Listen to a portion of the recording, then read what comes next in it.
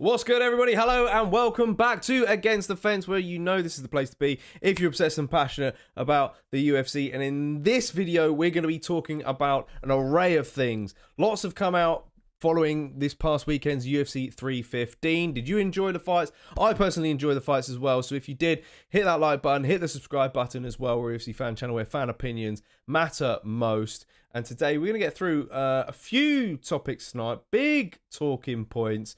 We'll talk about Islam Makhachev's call out of Della Maddalena. We'll also be breaking that potential fight down as well. We'll talk about what went wrong for Belal Muhammad. A lot of people were confident Belal was going to get the win this weekend, but he did fall short. So we'll get through into what went wrong for him there. We'll talk about Max Holloway versus Dustin Poirier 3, which was announced as well for UFC 318, and we'll decide what's next for both winners and losers of the main card, and some bonus ones as well, because our good friend of the channel, Modestas Bukauskas, fought on the prelims. He fought Ion Cutelaba, picked up the split decision win. And earlier on, I was thinking, what would I like to see him fight next, personally? And I think, what's good, Breezy? Good to see you in the house. Yeah, for Modestas, I think best case scenario would be Johnny Walker, who's currently not booked at the moment, who's down there in the rankings in at number 11. If we can get Modestas some more love and more popularity coming through, then maybe it's a possibility the UFC could make that fight. But, you know, I think maybe they would have looked at it if Modestas had picked up the finish against Ion Cutelaba, but sadly he didn't. I know he was expressed interest in fighting Alonzo Menafield to me at one particular point, but he's booked to fight Umar Sy. If not, I'm sure the UFC can find a decent opponent who perhaps is a bit more experienced for him. Yeah, I'm looking forward to seeing what's next for him.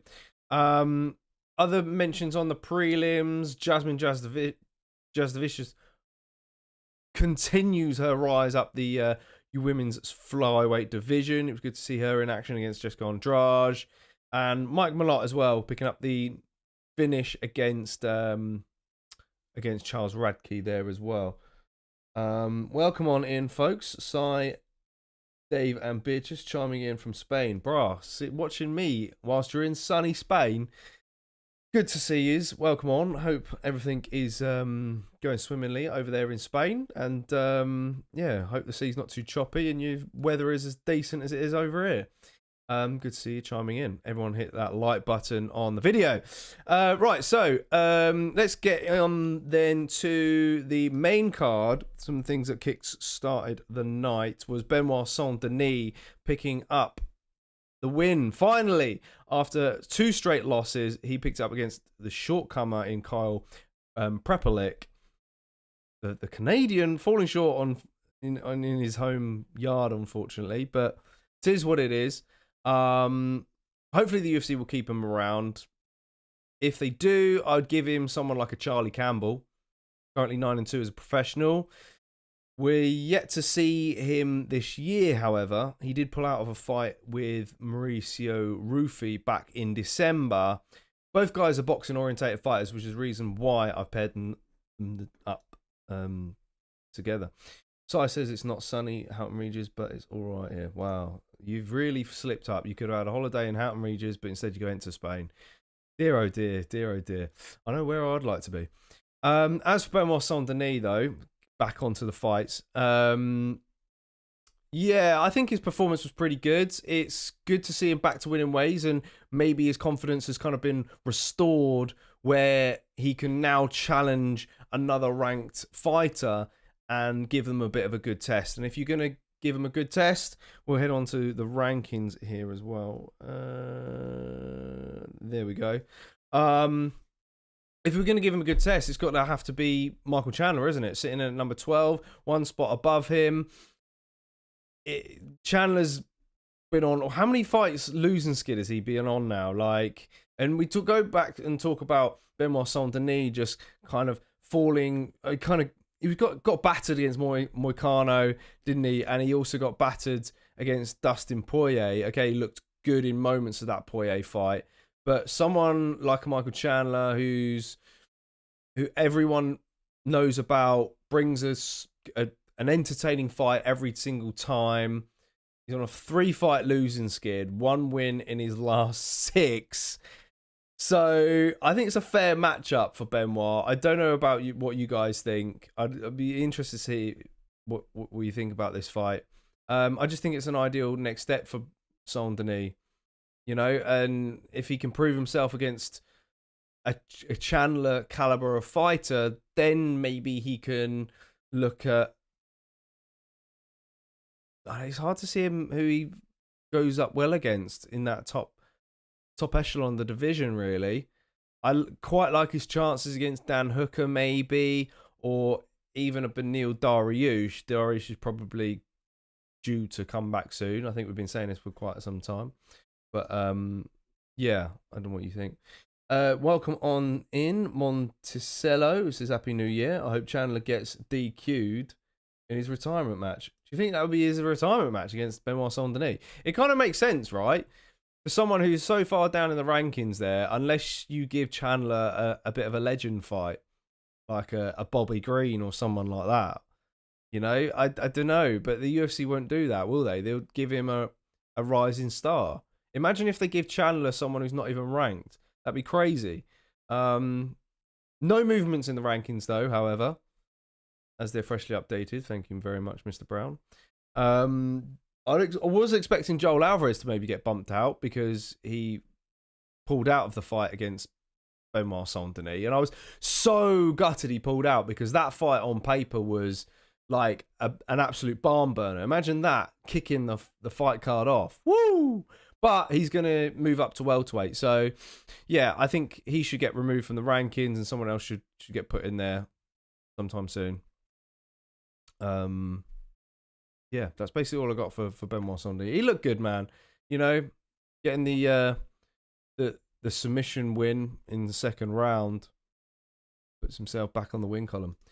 Yes, George. Good evening, good sir. Are you on your way back home? Hope the wife and kids are doing well. Monticello says Chandler cheats more than... I actually can't see it because there's a massive button in the way of here. Teofimo's wife. I don't know who that is, but I actually don't. But thanks for the comment. George Murray says, no, sir. Currently trying to settle a screaming baby. Well, what would you rather be? Bombing it down the motorway in a rush to your screaming baby, or trying to settle a screaming baby, or being, you know, at home already sitting with a screaming baby. Good to see you chiming in as always, George. Good to see you, man. Good to see you. Did you catch the fights at the weekend? You were meant to join in with us on camera, weren't you? On screen, watching Modestus, but you must have fallen asleep.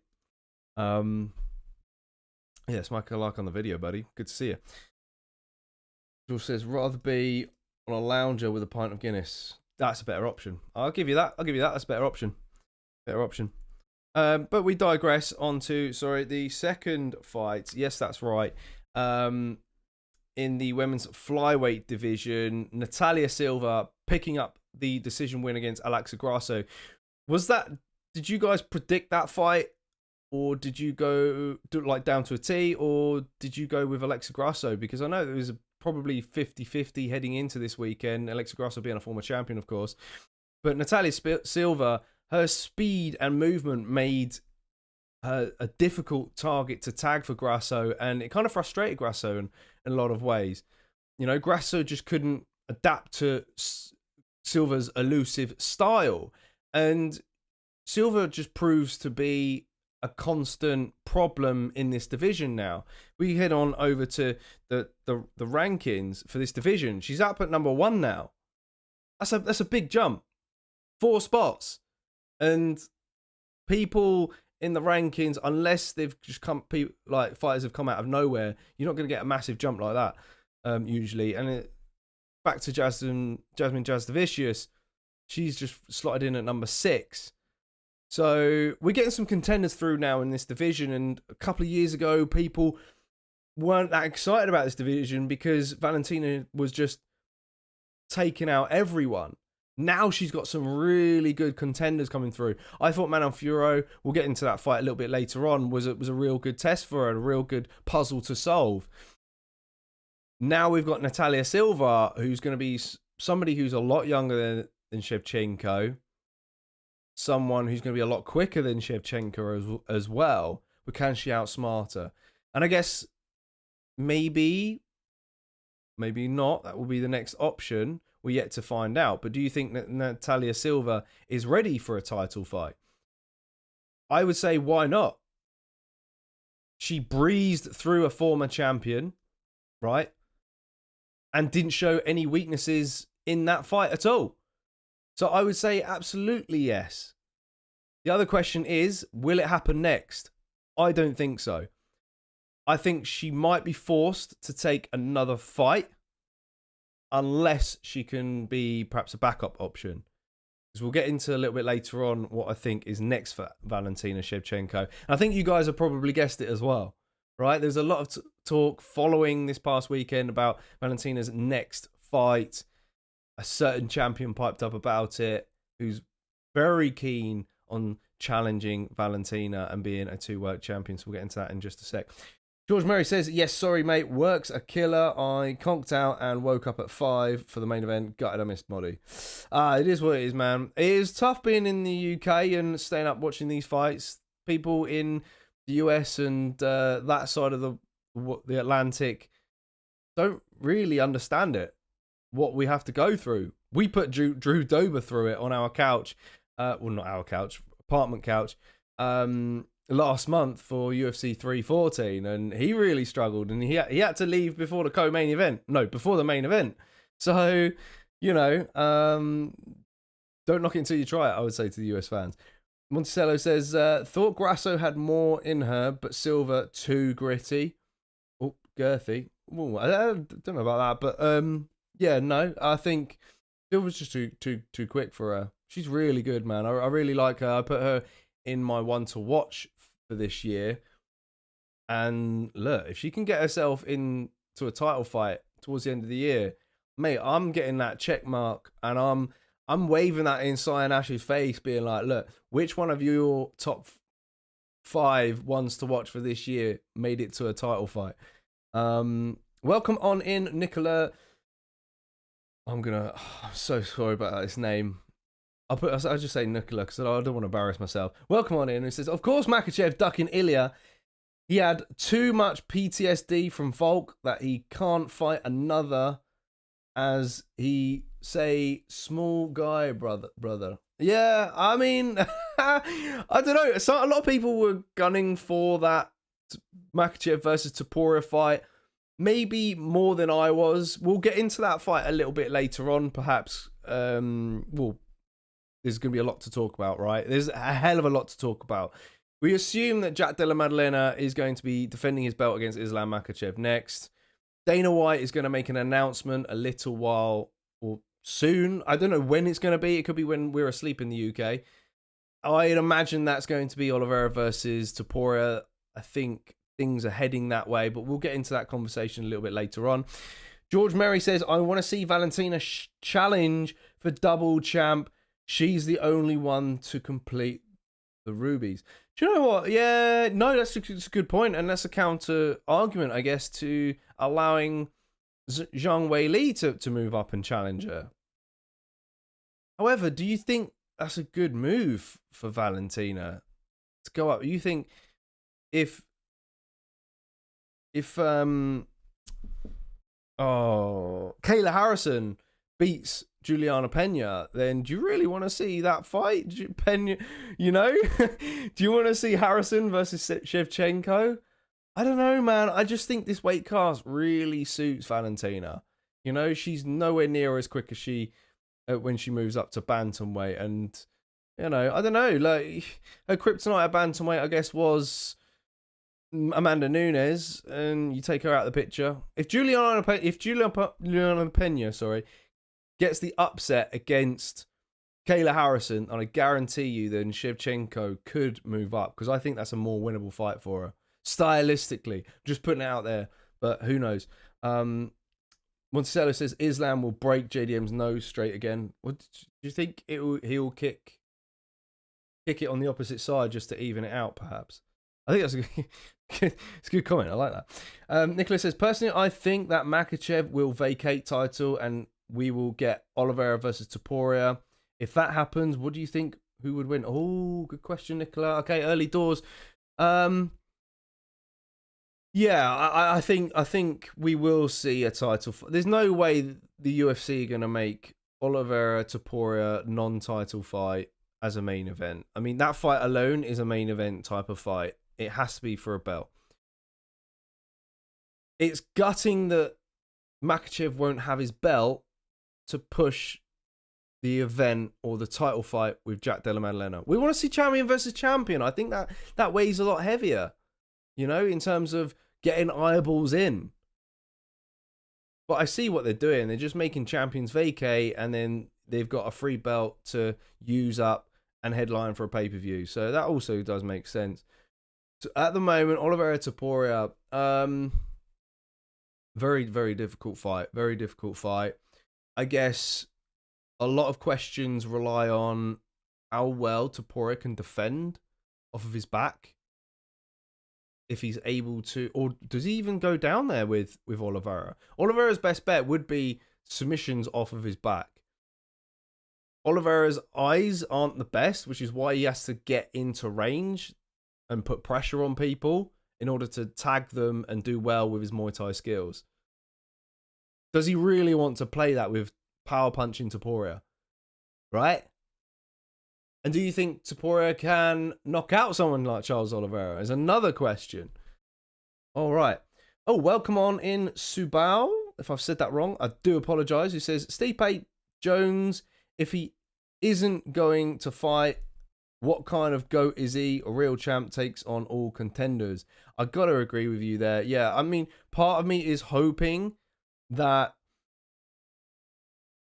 that's the fight that gets announced. Jones versus Aspinall. Like, I think we can all pray on that, but the way we've seen things go on social media as of late, I think the direction is more geared towards Oliveira versus Topuria for the vacant lightweight belt.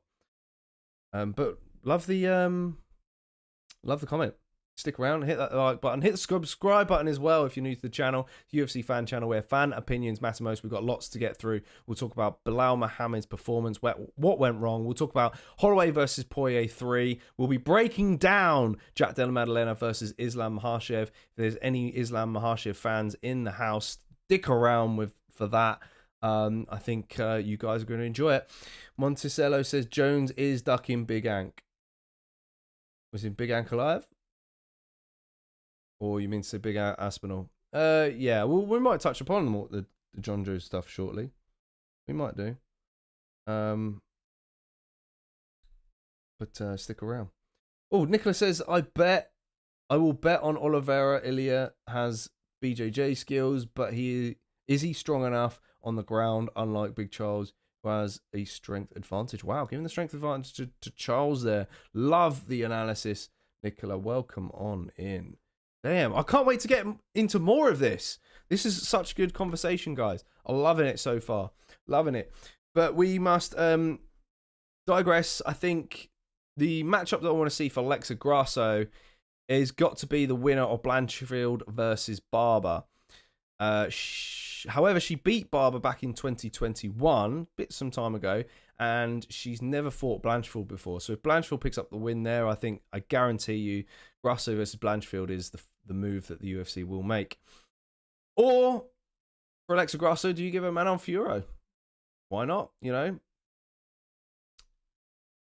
But you know, the negative side of making that fight is I don't think much happens for either girl if they get paired up.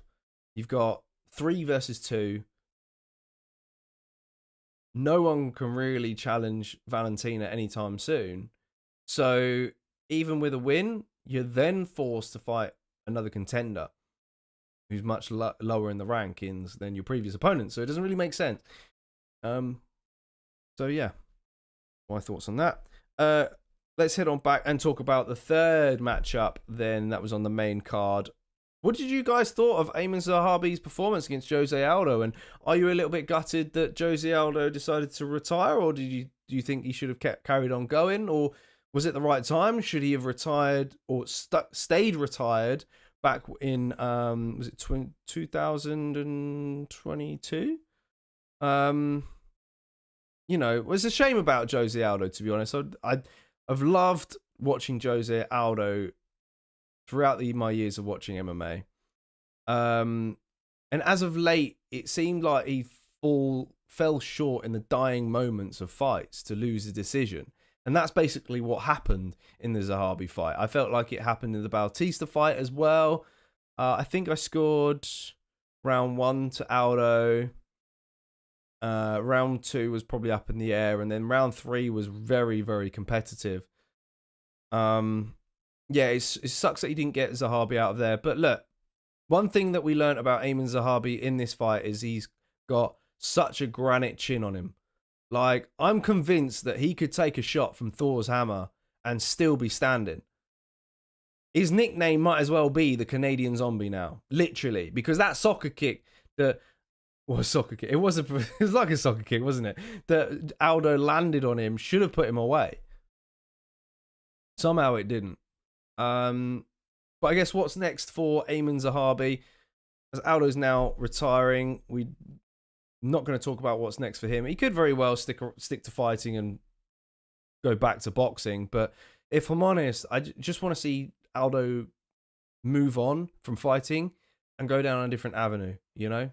Because that's what's the hard thing about fighters is if they don't set themselves up for life past fighting, they kind of fall short a little bit in terms of what to do next and how to gain more money for their families. So yeah, it's tough, man. It's tough.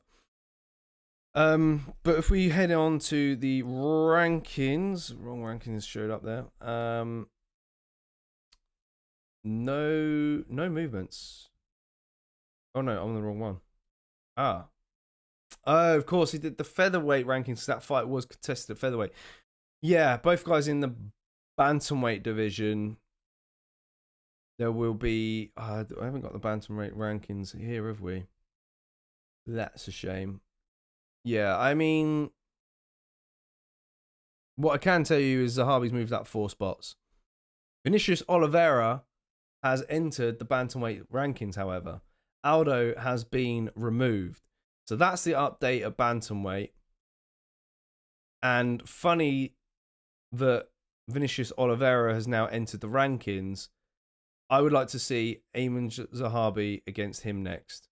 Because the question is should Ayman Zahabi defend his ranking next after taking Aldo's ranking and beating him via decision? I think yes.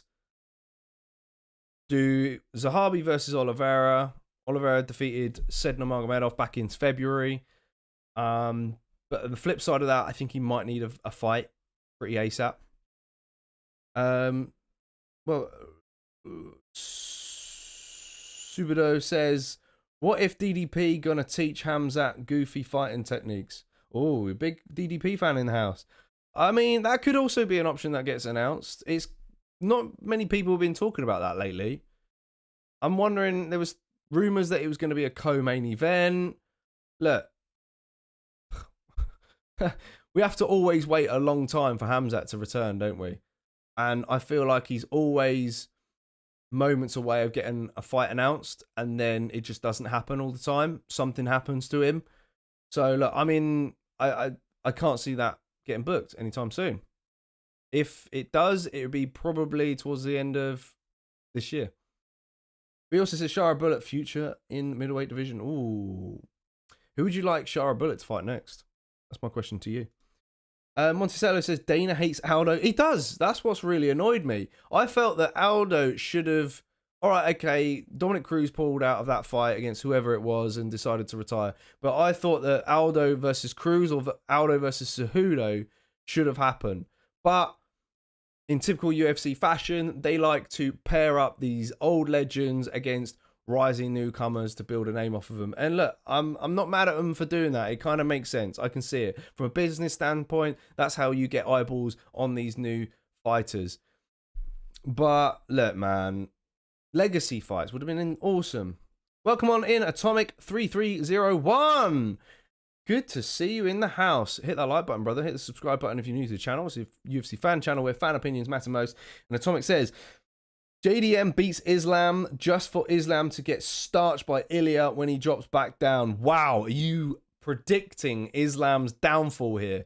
Jeez, that's it. That's a big take. That's a big take. More on that a little bit later on. Hold those comments.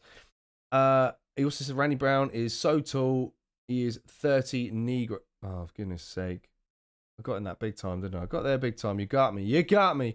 Captain Raf's in the house. What's up, fellas? Raf in the building. Good to see you, Raf. What do you make of this past weekend's fights? And, of course, Jack Della Maddalena versus Islam Makhachev. Intrigued to find out what your thoughts on that fight. We'll get on that a little bit later on, along with Ilia Topuria and Charles Oliveira stuff. Nicola says, what do you think about my dreams of becoming a pro fighter? What is something I need to be the best? My personal opinion is I think you should probably start with wrestling. Usually Americans will say that wrestling is your best route because you can then dictate where the fight goes. If you got solid wrestling skills, good takedown technique. My second option would be jiu-jitsu. Brazilian jiu-jitsu is like a human chess. It's so fun to learn, and there's so many little intricate details to it that make it so fascinating. So you got to do jiu-jitsu. As a striking base, I would recommend Muay Thai. To be honest, it's a killer. The sessions are a killer because you're using so many muscles or muscle group. You're using your whole body basically during those sessions, and yeah, it's taxing cardio wise as well. So yeah, that would be my recommendation. Monticello says Ilya is shorter than a 45-70. Captain Raf says if Charles Oliveira doesn't fight against Ilia Topuria, maybe Topuria needs to fight against Volker or Holloway. He's just beaten both. Raf. Subido says, what if Islam defeats JDM and then he has to defend his belt against Buckley? He's too big. Yeah, that's a. Do you know what? Welterweight is heating up. I can't wait to get into that in a bit. It is heating up, man. What got you into MMA though? Me personally, do you know what? That's a very good question. I got into MMA because I was a massive WWE fan, and I kind of followed Brock Lesnar over to MMA. I saw it on a little channel called Bravo TV back in the day, and I started watching it through that, really. You know, I saw Brock's debut against Frank Mir, the fact that he got submitted. Kept seeing Chuck Liddell pop up on my internet feeds as well, you know, and I guess I probably got into it around UFC 100, which is it was the biggest event at the time, you know, that they've ever put on. And I then became obsessed with George St. Pierre, who was my idol, man. He's my idol. It was good to see him compete. Loved it. Captain Raf says, I was right about JDM. Jack humbled Belal because Belal wrestling style was worse, and Jack took advantage of striking, clinch, and punch skills. Nice, Captain Raf. Same brother, I transitioned from WWE too. Oh, no way. No way. Man, and he agrees GSP is the GOAT. Did we just become best friends? I think we just became best friends. Man, I was pretty gutted about Sabu dying the other day. I love Sabu. Yeah, hit me up on Twitter or X at JK_ATF. You should find me. Let's talk wrestling and MMA. Nicholas says, thanks for the recommendations. Anyways, do you think Chimaev has what it takes to finish DDP? That's a tough one. That's a tough question. I think he can. I think he can. Who can't? I know DDP is so damn tough. I think he's going to be difficult to finish. It depends if he can fight off Chimaev for 2 rounds. Because if he can do that and still have energy in the gas tank, then maybe he can take over the fight and win it. He's going to lose the first 2 rounds. I think he should come in with that kind of mindset. If you can just survive whatever Khamzat can put on you, or get back to your feet, or figure out a way of getting back to your feet and preventing Khamzat from clamping down on you and using that wrestler, then I can see DDP picking him apart on the feet. I can. Who knows? What's actually next for Canelo Hands? Yeah, we'll get into that in a bit. My other option, though, for Ayman Zahabi was going to be Raul Rosas Jr., coming off of a win against Vince Morales in March, but has he proven enough to earn a shot at a ranked opponent is a bit of a question here. Raul Rosas' striking is improving, and Zahabi hasn't got the cleanest of technique. So I think that fight, for that reason, it's a perfect fight for Raul Rosas to continue developing his striking. Zahabi, bit more experienced against tougher opposition. Raul Rosas Jr. has got a bit of a name to him. People, he brings eyeballs to his fights. So why not? That'd be my take on that. Okay, let's move on then to the co-main event. Let's talk about Valentina Shevchenko against Manon Fiorot. Shevchenko got off to a better start than Fiorot in that fight. Her counters were sharp and fast. She was able to take her down, which was something not many women have managed to do in this division. It was a massive question heading into this fight. Overall, she outstruck Fiorot by a hair, I would say. The 4th round takedown and effective counter-striking were decisive, despite Fiorot's control time in the clinch during rounds 2, 3, and 5. So, by me explaining that, it kind of sounds like it was a really, really close fight. But, yeah, I think Fiorot had her moments in rounds, but Valentina was just a step ahead of her the whole time, and the fact she was able to execute takedowns was a big shocker. We know that the next option for Valentina is got to be Zhang Weili. Give her a crack at double champ status, who did post on Instagram after the fight saying congratulations to the champion. Everything has lined up perfectly. It's destiny. So I think, she's had communications with the UFC after her last fight against Tatiana Suarez, and maybe the UFC are going to make that fight next. So bit of a pause on the rest of the contenders in the flyweight division. But I think that's the fight that makes the most sense, and the fans are going to want to see it. As for Manon Fiorot, though, she made adjustments in the first round because it was a tough first round. She didn't really get going, and we saw more clinch and control in and takedowns from round 2. And I gave her, I think, rounds 2 and 5 as well as the judges. So yeah, Manon Fiorot, we mentioned her next opponent, didn't we? We reckon Alexa Grasso could be a good option, or perhaps she could fight the winner of Blanchfield or Barber. If Barber gets the win, we could see Barber versus Fiorot, I reckon. Yeah, there we go. Barber wins, we see Barber versus Fiorot. If Blanchfield wins, we see Blanchfield versus Grasso. That's my take on that. Let's move on then to the main event.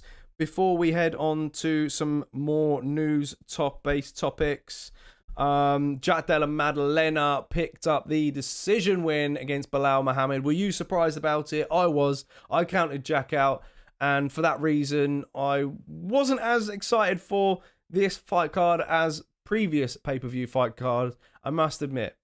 But raise your hands if you ruled him out, because I did.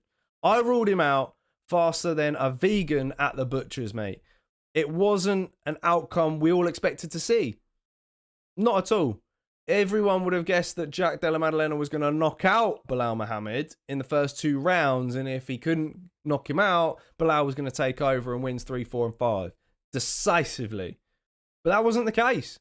His takedown defense and mat returns were just improved drastically over time, over these last few fights. And I think Volk maybe has had a huge impact in his training camp. I think we've seen it. Same with Craig Jones as well. Tomic says a JDM will turn anyone into a wrestler. I like that. He will, even perhaps Leon Edwards. And I was really excited to see Edwards versus JDM. I thought that was more of an exciting fight on paper than this Belal fight. But Edwards suffered, and JDM went on to win the belt. So it's crazy old game, this MMA, isn't it? Like, you cannot predict it at all. You cannot predict it. Smash the like button if you've not done so already, folks. Good to see you in the house. Some good conversations thus far. Gonna say that. But yeah. Where was I? I lost my train of thought now. Yeah, I think it was a solid performance from Jack. I'm excited to see him against Makhachev. I'm excited to see if he can fight off Makhachev's takedowns. That's one thing that's going to be heading into this. Monticello says JDM looks like a ghoul from Fallout. Mate, oh, that's tickled me. That's fantastic. It might be comment of the night so far. He does look a bit like a ghoul, doesn't he? I'd like to see him in the Fallout series, actually. That series 1 was, I really rated that. And they've just wrapped up the season 2. It's going to be based in New Vegas, isn't it? So, yeah, love that, Monticello. Good stuff. Yeah, as for Belal Muhammad then, I guess, why did Belal choose to strike with JDM is a bit of a question for, everyone's mind during this fight. Did the MMA community get so far under his skin that he felt like changing up his game plan? Maybe. He executed 3 takedowns out of 9 and wasn't able to keep Jack Della Maddalena down for long. Now, for context, he executed 9 takedowns on Leon Edwards out of 13. So, a big performance difference for Belal. What were the factors? Was it not having Khabib in his corner this time? Maybe. Surely Khabib's going to be the one screaming for takedowns, right? Did he even train with Team Khabib? Was the drama surrounding Makhachev's move to welterweight a distraction for Belal? Possible. Because Joe Rogan said on his podcast that he heard rumblings that the UFC were looking to pair up Belal Muhammad and Islam Makhachev if Belal beat Jack Della Maddalena. And apparently Islam was open to that fight. However, Khabib didn't want that fight. Apparently. This is what he was saying here. So, was all this a distraction for Belal? Did he feel like he underestimated Jack on the feet? Because why did he decide to strike with him most of the time? I mean, he scored some big shots, don't get me wrong, but he did kind of get outclassed and the damage showed, right? But what do you think is next for Belal Muhammad now? Look, here's a big prediction. I don't know what you guys think in the chats. I can't wait to hear your opinions. Here's what I think is going to happen. I think Kamaru Usman pulls out of the fight against Joaquin Buckley so that he can challenge Belal Muhammad when Belal Muhammad is healthy. That's my theory. Because there was a bit of beef between those two, right? And I would actually like to see that fight. I'm not going to lie. The ultimate question is, can Usman bring his power that night and stop the pressure that Belal brings? Can Belal take Usman down? Probably. Usman's knees are pretty jacked up. Buckley's a horrible fight for Usman, in my opinion. I think Buckley's going to win that. We head on to the rankings then to see what's new. Belal moves down to first. Sean Brady moves down to second. Shavkat down to third, all because of this massive jump from Jack Della Maddalena. Ian Gary's coming off of a win. Sean Brady's coming off of a win. Sean Brady's expressed interest in fighting Ian Machado Gary. That fight makes a lot of sense. Unless the UFC decide to do Rakhmonov versus Brady. Or will they... Imagine if the UFC make Jack Della Maddalena versus Islam Makhachev, and then you have Rakhmonov as the backup. Mate, that is so unfair for Jack Della Maddalena. Like, both of those guys I can see beating him. And if the UFC would do that, that would not be very kind. But, I mean, even with Sean Brady, like, it's tough to see how well Jack does against those guys. Machado Gary, and then if Buckley beats Usman, he moves into 5th above Machado Gary again. He was above him before, I'm sure it was. But yeah. And then Gary, do you do Gary versus Brady as well? I would like to, or do you just do Leon Edwards versus Machado Gary? I think you should do that. I mean, I've been calling for that fight. I do think that fight stylistically is much more appealing to watch than a Sean Brady versus Machado Gary. I mean, okay, Machado Gary's jiu-jitsu is getting a lot better. He's been working with Charles Oliveira a lot. His distance management is great. I guess the ultimate question is, can Sean Brady get to him and take him down?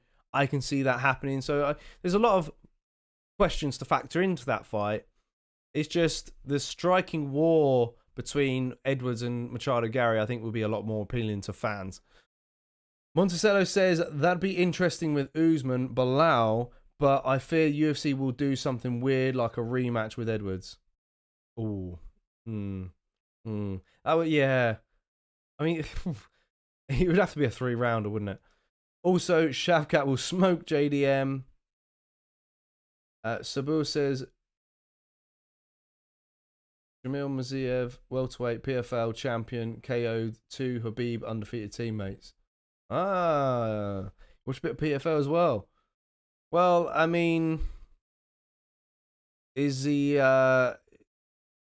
what's left on his contract? That's my question with that. What's left on his contract? He's 18-0. We've got to get him over to the biggest playground, the biggest dogs, right? With the UFC. Add another look. That's what I mean. Welterweight is absolutely cooking right now. It's cooking. Carlos Prates, okay, he fell short against Gary, but he's exciting as hell to watch. Maybe we'll get to see Prates versus MVP. I want to see that. We've also got matchups like Vicente Luque against Kevin Holland. Gilbert Burns versus Michael Morales happens this weekend. Join us for a live watch along for that. That'll be at 12 a.m. here in the UK. Eastern time. I'm not sure what the time is. 8 p.m. Eastern time. Something like that. Shadow Unit in the house. Sorry to say, but the only interesting fight in middleweight is now in middleweight now is Islam. You mean welterweight? What do you want to see Islam at middleweight? Is Islam the person you think can go and win 3 belts? There you go. That's a good question for you, Shadow Unit. Welcome on in at that like button, brother. Subal says, Michael Morales gonna smoke Ian Carrier, ending lessons for Ian. Ooh, damn. I like Michael Morales, man. I've said a long time ago that him versus Ian Machado Gary will happen eventually, one day. It's just, I think both guys are on a similar path, and I guess the UFC won't pair them up just yet. I think it's a tough fight for him against Burns. He passed the test in a veteran in Neil Magny last time out. And that fight was like time ago. That was ages ago. That was like back in August. Gilbert Burns is a real good test for him. I like it. But I think we're going to get a lot of answers about Gilbert Burns and where he's at in his career this weekend in that fight. George Murray says, everyone up Shavkat's rim like he's John Jones. Ian Gary made him look beatable. Sean Brady will beat Shavkat. Do you know what? That's a good take, Sean. George. Solid take, I think. I think that fight is really intriguing. I would like to see that one. Yeah, I think Shavkat Brady, JDM Makhachev, Kamaru Usman against Belal when Usman pulls out against Buckley, and then someone like a Carlos Prates saves the day.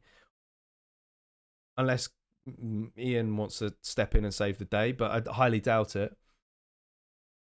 And then he says, I honestly think JDM will be too much for Shavkat. JDM versus Islam is the fight. Love that, man. Love that. You reckon? Yeah, I mean, Shavkat is probably someone who's going to stand and trade with JDM, right? But he's a much longer guy, and I think, I don't know, JDM could probably get on the inside, man. He's got slick boxing. He's going to use head movement. He's going to crack him over the top. You can see it. You can see it. I know where you're at. Holland had an interesting victory against Gunnar. He did, actually. He did, Monticello. Yeah, no, I rate Kevin Holland at welterweight. I really do. And I think the Luque fight is a perfect one for him. Somebody who's, okay, he passed the test against Thumba Gorimbo, who I thought was probably ready for a Luque kind of fight. Luque, man, you never know what you're going to get when he turns up, though. Monticello says, Ian Gary is the best Brazilian fighter around. You reckon so, yeah? I mean, look, his Portuguese is banging, right? It's top notch. No one has ever seen an Irishman speak Portuguese. Never, ever. Bro, just play Shamil Muziev KO's video on YouTube. I'll do that later on. Thanks for the recommendation. Love it, love it, love it. Love the chats flowing through. Love them tonight. They've been absolute fire. You guys have been awesome. But I think it's time to now move on to talk about a bit more in depth of the next fight then for Jack Della Maddalena. Islam Makhachev commented on JDM's victory over Belal Muhammad. But which fight is your preferred option? Makhachev versus Topuria or Jack Della Maddalena versus Makhachev? I want to see some votes in the chat. Do you know what? Let's do a poll because we're having fun tonight. I really need my moderators on board to do a poll. I don't think I can. Oh, what? Have they taken polls off? Oh no, they haven't. I'm just being an idiot. Start a poll. All right. Okay. I'm interested to see your guys' take. Makhachev versus Topuria. And then JDM versus Makhachev.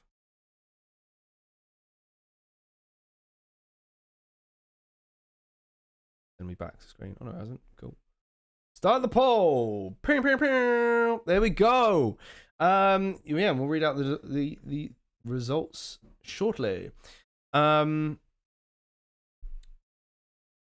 I think my preferred option, I think it's probably going to shock. I don't know.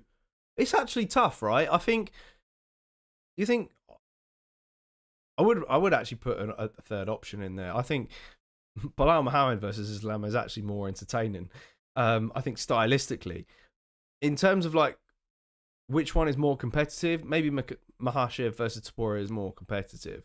However, you know, seeing Jack Della Maddalena's takedown defense, I want to see it against JDM now. So it's a bit of a tough question, really.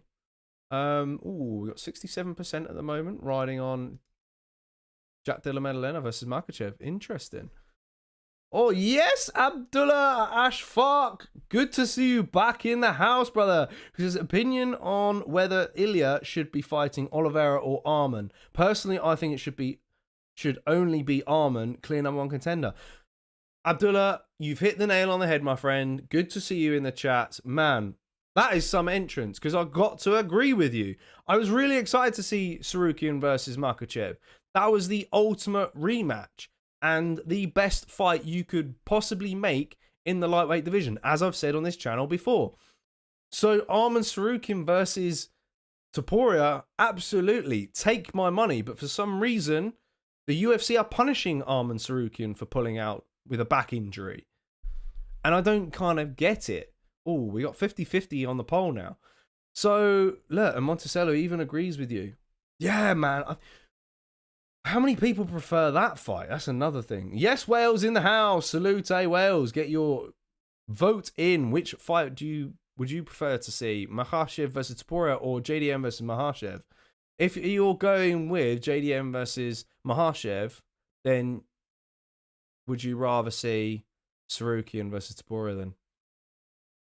Yeah, because with Oliveira, he beat Chandler, which he should have been beating Chandler anyway, right? He fell short against Sarukian. It was a competitive fight. I felt Sarukian just edged it, and that's by a hair.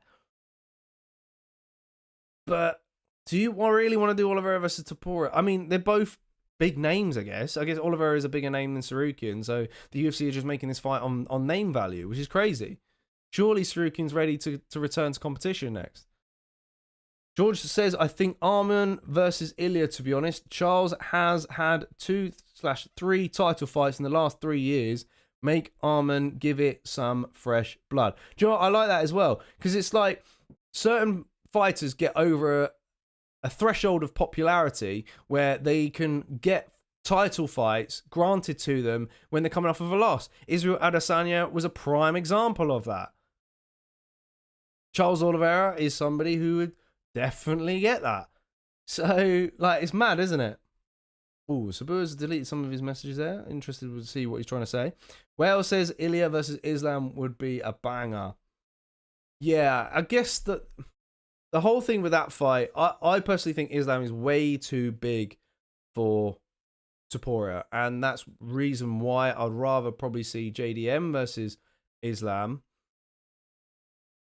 Topuria, I guess with that fight, it's the ultimate question is, can Topuria land clean and knock him out? Really? I think he could probably land some big shots, but I'm not sure if they'd be enough to knock out Makhachev. But then at the same time, you're also banking that, surely eventually Makhachev, that weight cut is going to get worse and worse and worse. Because it gets worse as it goes on, right? So Topuria could catch Makhachev at the right time to fight him when he's made that cut way too many times. So for Makhachev to go up in weight at this moment is a smart move for him. And I think it's a good move. Yeah, I think I rate him for it. Subadu says, if Islam beats anybody between them, then he will become officially go of this sport. I like that comment. I like that comment. Yeah. Yeah, because, I mean, but then at the same time, I guess people are going to argue that Islam beat featherweights, you know? I can see what you're on about. I can see where you're going at. If Topuria beats Makhachev, though, however, on the flip side, and your resume is knocking out Volk, Holloway, and Makhachev, can you get any better than that? That's some serious GOAT status there, I think, personally. Islam needs to beat a welterweight. I want to see him against a welterweight. And then we can start having that conversation, perhaps. Loving the 100% emojis flying in the chat. Poirier shorter than 45-70. We do, yeah, we do inches over here in the UK. So I have no idea what that is. Or feet, sorry. Feet. But I think what we can do now is, all we can see from the tweet there, Makhachev says, you are not Volk. I will show you different level. Keep my belt clean. So a little word to JDM there. But I think I've got a new scene prepared for you guys. Let's break down this fight between Jack Della Maddalena and Islam Makhachev. Now, you see the stats there. We've got the record 18-2 for Jack Della Maddalena to Islam Makhachev's 27-1. Jack Della Maddalena with 12 knockouts. Islam has got 5 knockouts. Jack's got 2 submissions on his resume, and Makhachev has got 13. So some solid stats there. But let's break down then each individual style. What's going to be key for them in this one? then? Well, for Jack Della Maddalena, his boxing really, hands down, his ability to land 200 total shots against Muhammad showcased his offensive output and accuracy in that fight. So boxing's going to be pretty clear. On the other hand, Makhachev's striking isn't as polished as Jack's, but his ability to lead with his kicks has proved troublesome for a lot of his opponents. And we're referencing the Volkanovski fight here, of course. Then we've got Jack Della Maddalena's improved takedown defense is going to be quite key in this. His sprawl and explosive get-ups to keep the fight standing against Muhammad was his key to victory in that fight this past weekend. Can it withstand Islam Makhachev's strong Sambo background is the question, because that's proven to outmuscle every opponent at lightweight. But will we see it at welterweight is the question. I think we can. And I think Jack's actually quite a much bigger welterweight than we think. I think size-wise, they're probably going to come down pretty similar.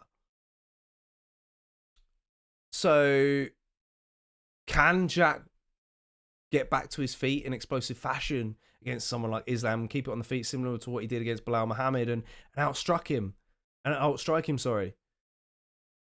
Big questions here, big questions. Another thing for Jack Della Maddalena is his composure under pressure. He's faced adversity on the ground in his last 3 fights, and he's shown resilience in every one, or at least 3 fights I can pick out where he's shown resilience. The Basil Havez fight, the Gilbert Burns fight, and the Belal Muhammad fight, because he did get taken down. But he's showed to get back to his feet and continue to land clean, crisp strikes. On the other hand, you've got Makhachev's chain wrestling.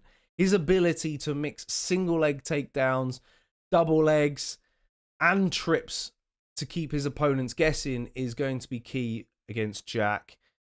Usually Belal shoots for the hips. He gets a single leg.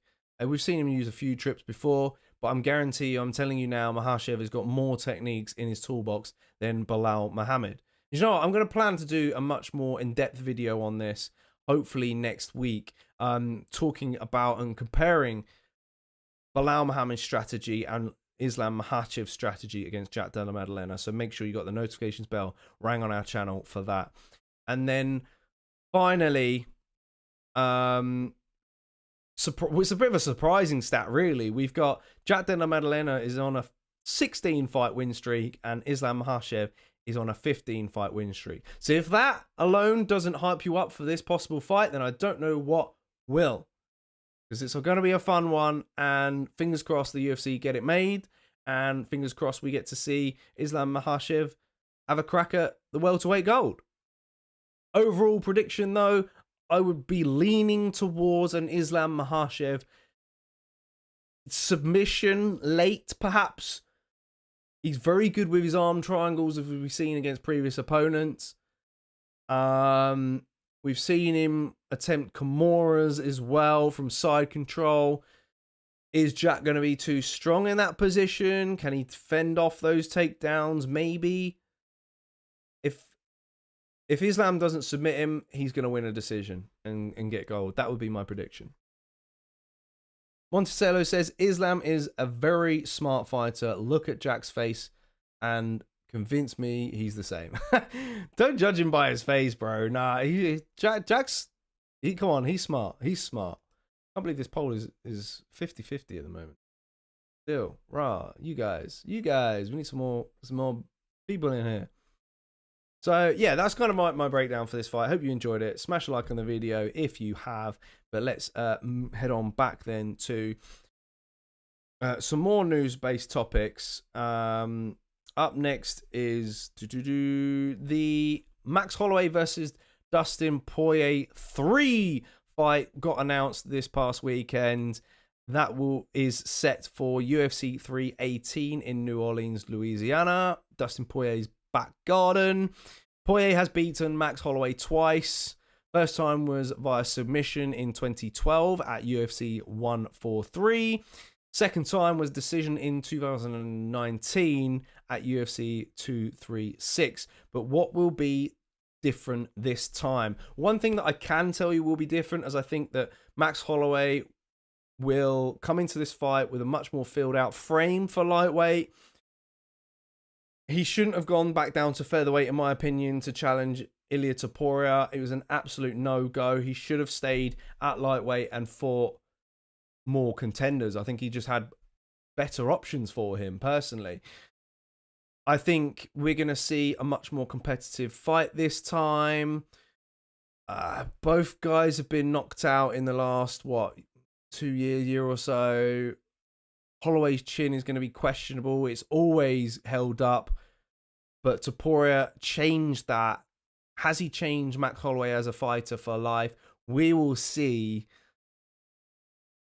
Poirier's boxing was just too much for Holloway in that last fight in 2019.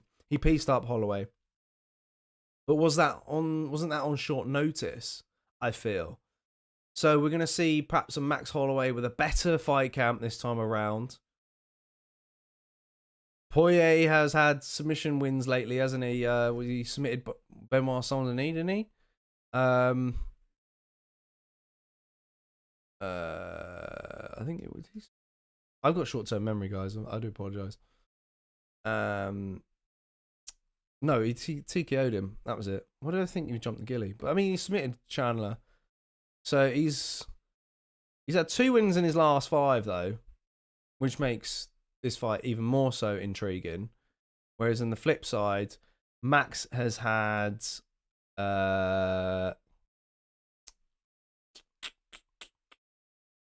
3 wins in his last 5. Is much better. 2 knockouts against Chen Sun-jung and Justin Gaethje. That Gaethje knockout, man, is still phenomenal to this day, right? And I think that has a huge, holds a huge aspect coming into this fight against Poirier. You know, I think we're going to see a much more closely contested fight. I feel it's going to be close. What's my decision? What's my pick? Man, I can't decide. I really can't. I think we can safely all hope that Poirier wins because it's in his hometown, I guess, and he's going to retire. BMF belt's on the line as well, but then it's probably also would be a perfect time to hang that belt up if you're the UFC and Poirier wins and vacates it, of course, because then what happens to it? And I guess also it'd be big question on what happens to Holloway if he has back-to-back losses against Poirier and Poirier, you know? You've got to start questioning whether he's on the verge of retiring. So, you know, I think it's going to be an emotional fight for both men and for the fans as well. It's going to be an exciting one. All I got for that, I'm afraid. One seller says, in my opinion, both of these dudes need a different fight. I like that. Yeah, agreed. Oh, the poll has now swayed in favour of Jack Della Maddalena versus Makhachev as the preferred option. Wow, okay. So people are siding me on this one. Yeah.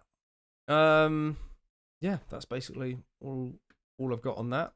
The last little thing I want to talk about, lastly, first and foremost, here we go, is a bit of an update on the John Jones versus Tom Aspinall situation, I think. You know, Tom Aspinall in an interview said, I have a meeting about it, so we'll find out what happens tonight, believe it or not. I think that was yesterday. And he also kind of vented frustrations on this fight not getting made. In the meantime, John Jones did a live stream whilst he was on a motorbike, and he had people in the chats calling him a duck. And he said, I've got people in the chat calling me a duck. Meanwhile, I'm living my absolute best life. I don't know if it's considered ducking when you're living good. I don't think it works like that. So, I don't know. It's a bit cryptic from Jones. In a way, it's almost saying, like, I don't need to take this fight. My life is good right now. And maybe he's slowly letting the fans down a little bit here. Maybe, unless Dana White's going to come out with a huge announcement later and that's the fight, which fingers crossed it is. But yeah, it just seems like maybe he is going to move on from it, because recently, last day or two, there's talks of Tom Aspinall moving on from it and perhaps fighting someone else. I think it would be a massive shame if that is to happen. But if that is to happen, the UFC have to grant him the undisputed title. They have to. Like, you need to. If Jones is... You can't have Jones just sit out and just sit on this belt forever. Aspinall is the next guy. And he is the undisputed champion, in my opinion. Besides Tom, heavyweight is sad. Is a sad sight. Agreed. No one's really coming through. It's pretty dead, isn't it? Like, let's be real. We all kind of thought that maybe Jolton Almeida can get himself into a title fight. His performance against Curtis Blades wasn't particularly great. Curtis Blades is fighting a someone no one's heard of. Hopefully this guy can come through and perhaps give Blades a test. Waldo Costa,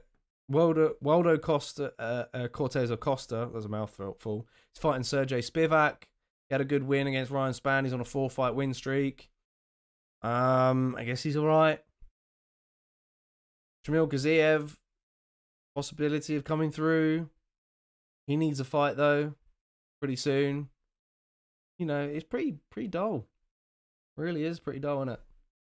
Monticello says, honestly, they should do a tournament for heavyweights and another for potential fighters who could enter the UFC.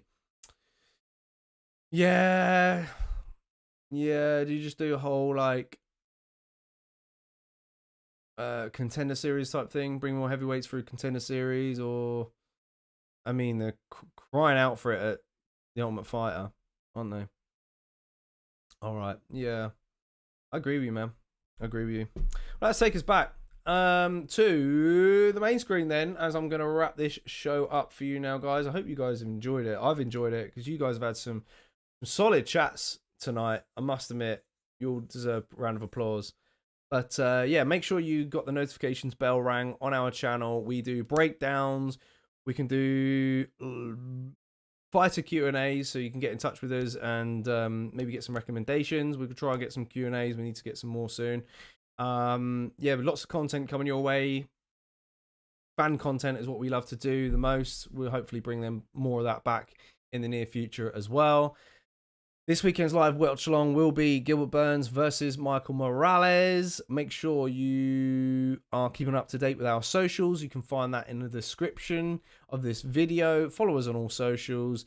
They are also moving up in this corner here, so you can follow us and keep up to date of the times of the watch alongs. We usually do watch alongs for every main card fight night. We don't miss a beat here at Against the Fence, and we give you guys a chance to voice your opinions, because that's what we're all about, and we like to create a community where we can talk about our favorite sport, you know, and other things as well. It's not just that. We like to talk about all sorts and have a laugh during the watch long. So yeah, make sure you guys are joining us for that and stick around. All right, hope you guys get some good rest. Enjoy the rest of your week, and we'll speak soon. Ciao for now.